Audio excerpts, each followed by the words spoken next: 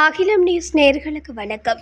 இன்றைய மதிய நேர பிரதான செய்திகள். முதலில் தலைப்புச் செய்திகள். எரிபொருள் குறைப்பு தொடர்பில் அரசாங்கம் இன்று வெளியிட்ட அறிவிப்பு. விவசாயிகளுக்கு அரசு வெளியிட்ட மகிழ்ச்சி தகவல். பேருந்துடன் மோதி மோட்டார் சைக்கிள் விபத்து, முகாமையாளர் படுகாயம். யாழில் பிறந்தநாள் விழாவிற்கு சென்ற இளைஞர் நீரில் மூழ்கி உயிரிழப்பு. பேலியகொடை பகுதியில் துப்பாக்கிச் சூடு, ஒருவர் காயம். கட்டுநாயக்க விமான நிலையத்தில் சிக்கிய இலங்கை பயணிகள். அனுருவின் தீர்மானத்தால் மறைந்த எம்பிக்களின் மனைவிகளுக்கு ஏற்பட்டுள்ள நெருக்கடி. தேசிய லொத்தர் சபையின் முன்னாள் இயக்குனர் அதிரடி கைது. பொதுமக்களுக்கு வளிமண்டலவியல் திணைக்களத்தின் அறிவிப்பு. தொடர்பின விரிவான செய்திகள். நாட்டில் எரிபொருள் விலையை குறைக்க முடியாமைக்கு கடந்த கால அரசாங்கங்களே காரணம் என எரிசக்தி அமைச்சர் குமார ஜெயக்கொடி தெரிவித்துள்ளார். இலங்கை பெட்ரோலிய கூட்டுத்தாபனம் மற்றும் எரிபொருள் விநியோகத்தில் ஈடுபடும் நிறுவனங்களுடன் கடந்த அரசாங்கம் செய்து கொண்ட ஒப்பந்தங்கள் காரணமாக இந்த நிலை ஏற்பட்டுள்ளதாக அமைச்சர் குறிப்பிட்டுள்ளார். நாடாளுமன்றத்தில் இன்று உரையாற்றும் போது அமைச்சர் இதனை தெரிவித்துள்ளார். இந்தியன் ஆயில் நிறுவனம், ஆர்எம்பாக் தனியார் நிறுவனம் மற்றும் சினோபெக் நிறுவனத்துடன் செய்து கொள்ளப்பட்ட ஒப்பந்தங்களால் எரிபொருள் விலையை குறைத்தால் அந்த நிறுவனங்களுக்கு இழப்பீடு வழங்க வேண்டிய நிலை ஏற்படும் என அமைச்சர் சுட்டிக்காட்டியுள்ளார். இது தொடர்பாக எடுக்க வேண்டிய நடவடிக்கைகள் குறித்து சட்ட ஆலோசனைகளை பெறுவதற்கு தீர்மானிக்கப்பட்டுள்ளதாகவும் அமைச்சர் மேலும் தெரிவித்துள்ளார். விவசாயிகளுக்கு உரமானியங்களை டிஜிட்டல் தளம் மூலம் வழங்குவதற்கு அமைச்சரவை அங்கீகாரம் வழங்கியுள்ளது. அரசாங்க தகவல் திணைக்களத்தில் இன்று இடம்பெற்ற அமைச்சரவை கூட்டத்தில் இந்த விடயம் தெரிவிக்கப்பட்டது. அரசினால் விவசாயிகளுக்கு உரமானியத்தை வழங்கும் போது அந்தந்த விவசாயிகளுக்கு குறித்த மானியம் சரியான நேரத்தில் கிடைப்பதையும், குறித்த நிதியுதவியை அவர்கள் தமது விவசாய நடவடிக்கைகளுக்கான உர தேவைக்காக முழுமையாக பயன்படுத்துவதையும் உறுதிப்படுத்த வேண்டியுள்ளது. எனவே விவசாயிகளுக்கு உர விநியோகத்தை மிகவும் முறை சார்ந்த வகையிலும் வினைத்திறனாகவும் மேற்கொள்வதற்காக QR குறியீடு அல்லது பொருத்தமான முறையொன்றை பயன்படுத்த வேண்டியுள்ளமை அவசியம் என கண்டறியப்பட்டுள்ளது. அதற்கமைய உரமானிய வேலை திட்டத்துக்கு தகமை பெறுகின்ற அனைத்து விவசாயிகளையும் விவசாய அமைச்சின் கீழுள்ள பிரதேச அதிகாரிகள் மூலம் அடையாளம் காண்பதற்கும், அவ்வாறு தகமை பெறுகின்ற விவசாயிகளுக்கு உரமானியத்தை வழங்குவதற்கு QR முறைமை அல்லது பொருத்தமான டிஜிட்டல் பொறிமுறையை உருவாக்குவதற்கு தீர்மானிக்கப்பட்டுள்ளது.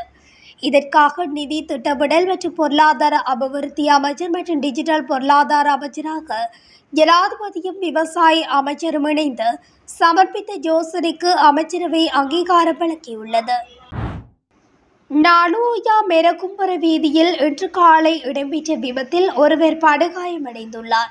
மெரகும்புர பகுதியில் இருந்து நானுயா நோக்கி சென்று கொண்டிருந்த இலங்கை போக்குவரத்து சபை பேருந்தும் நானுயாவிலிருந்து பெரகும்பர நோக்கி எதிர்திசையில் பயணித்த மோட்டார் சைக்கிளும் மோதி விபத்து இடம்பெற்றுள்ளது.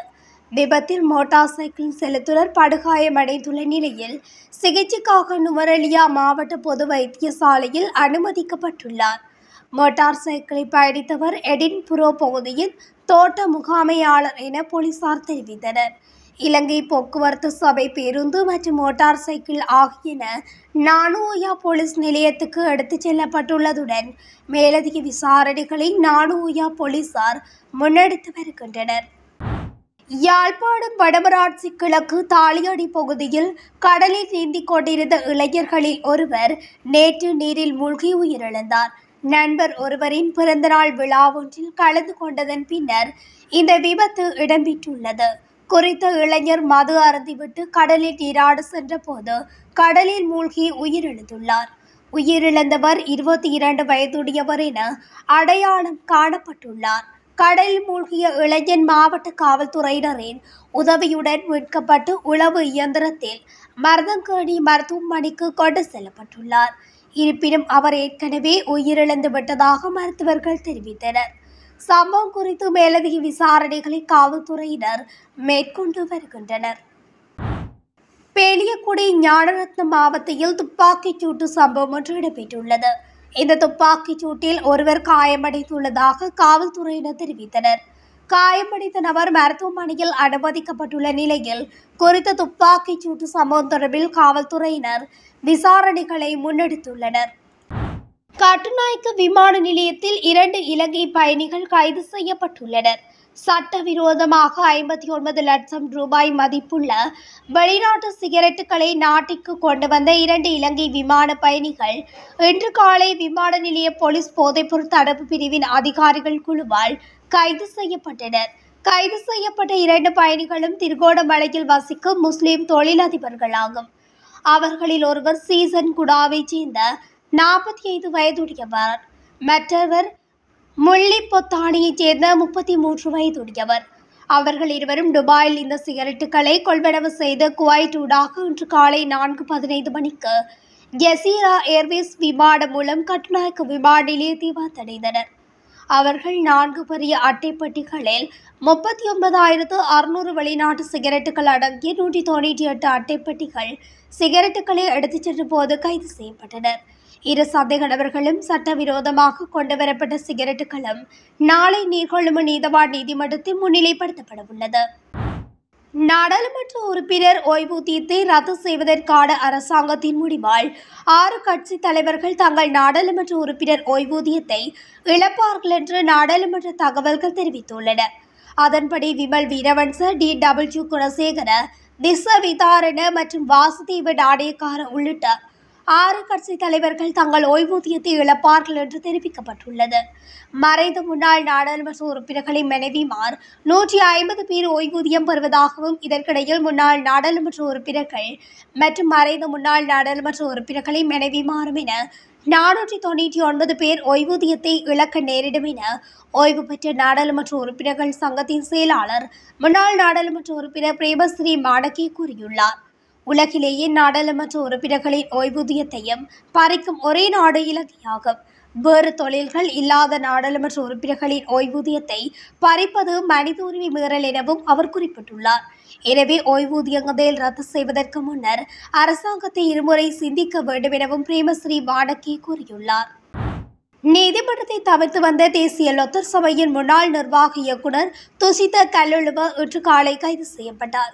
கொழும்பு நீதவான் நீதிமன்றம் நேற்று அவரை கைது செய்ய பிடியாணை பிறப்பித்த நிலையில் அவர் கைது செய்யப்பட்டுள்ளார்.